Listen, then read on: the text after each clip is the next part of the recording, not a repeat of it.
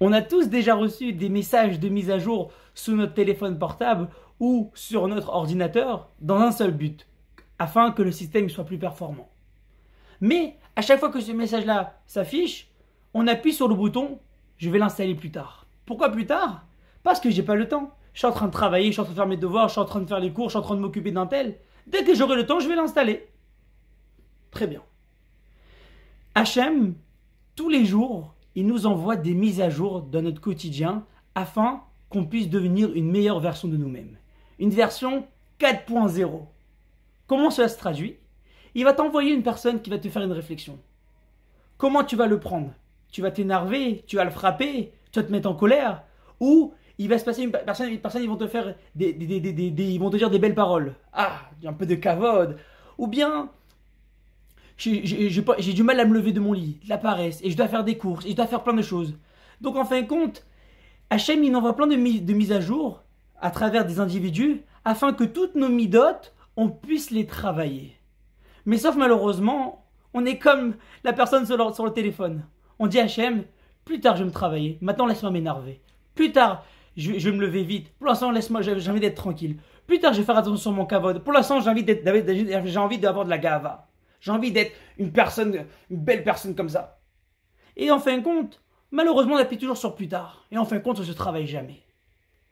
Voilà que dans quelques jours, on va recevoir la Torah et nous dire Rav Shimon Shkop, un grand Rosh Yeshiva qui était au XXe siècle, il a dit que Hachem, il veut nous donner la Torah. Bien sûr, quelle joie il a à nous donner la Torah. Mais il veut encore plus que ça. Il veut que nous-mêmes, on soit un Sefer Torah. Comment? À travers Tikkun Amidot, le fait de travailler ses midot.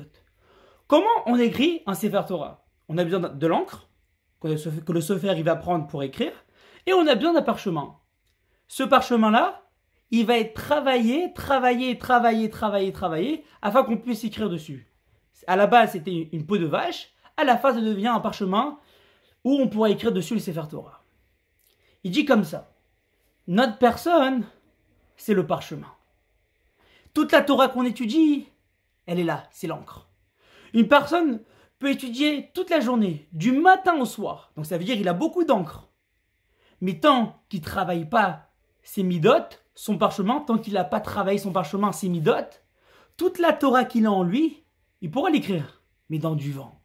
Tu veux écrire la Torah, tu veux être un Sefer Torah, tu veux qu'on écrit toute la Torah que tu connais en toi sur le parchemin, alors il faut travailler Tikkun Amidot.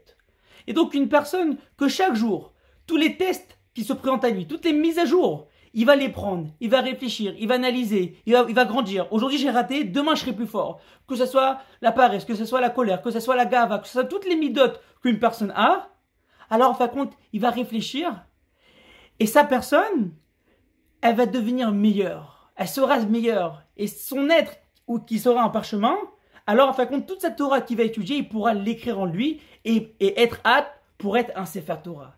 Et donc, une fois que je me travaille sur mes midotes et que j'étudie la Torah, donc j'ai les deux, j'ai le parchemin apte à être écrit et j'ai l'encre, alors je peux être un Sefer Torah.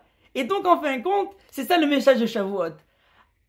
Tu peux acquérir la Torah, tu peux être un Sefer Torah que si tu travailles tes midotes. Et t'étudies aussi, il faut les deux conditions. Une fois que j'ai ces deux conditions-là, alors qu'est-ce que j'ai envie de faire? J'ai envie de chanter. Chanter quoi? Et Torah tziva lanu Moshe Morasha Morasha Keilat Yaakov. Et Torah tziva lanu Moshe Morasha Morasha Keilat Yaakov.